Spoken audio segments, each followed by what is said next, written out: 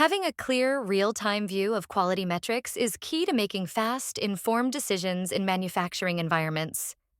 When quality issues arise, your team must be able to quickly pinpoint the root cause, assess process stability, and act before problems escalate or impact consumers. That's where quality mission control comes in. In this demo, you'll see how quality mission control works within your advanced analytics environment. While we use a food and beverage company as an example, the solution applies to any industry where product quality is critical and tightly regulated. We explore a real-world scenario involving a global beverage company that operates across multiple continents. The company has received consumer complaints about flavor inconsistencies in its HH lager, specifically from the Manchester production site. To investigate this issue using data from the manufacturing plants, our solution is structured into three key analytical blocks: operational quality performance, process capability insights, anomaly, detection and diagnostics.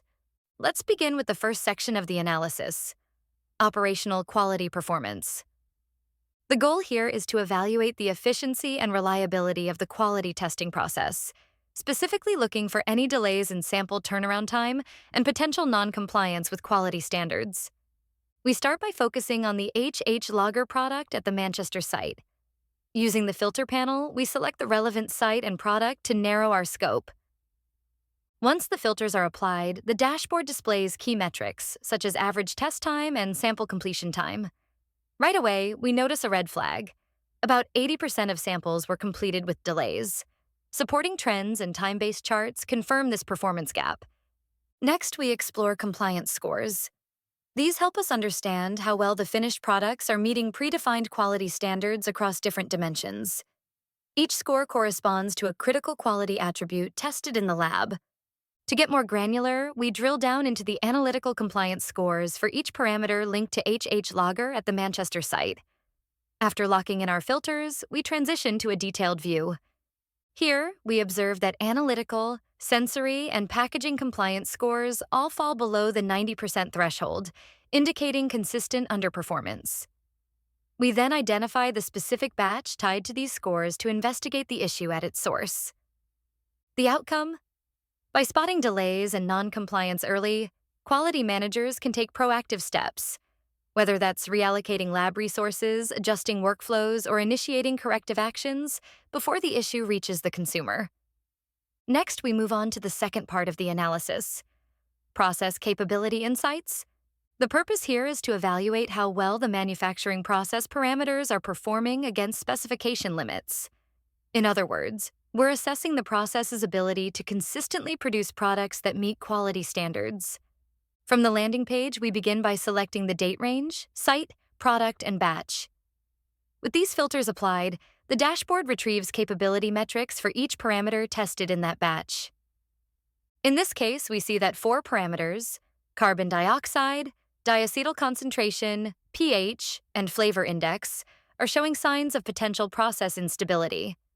To assess this, we look at the capability indices, CP and CPK, and compare them to standard thresholds. Values below 1.0 fall in the red zone, indicating poor process capability.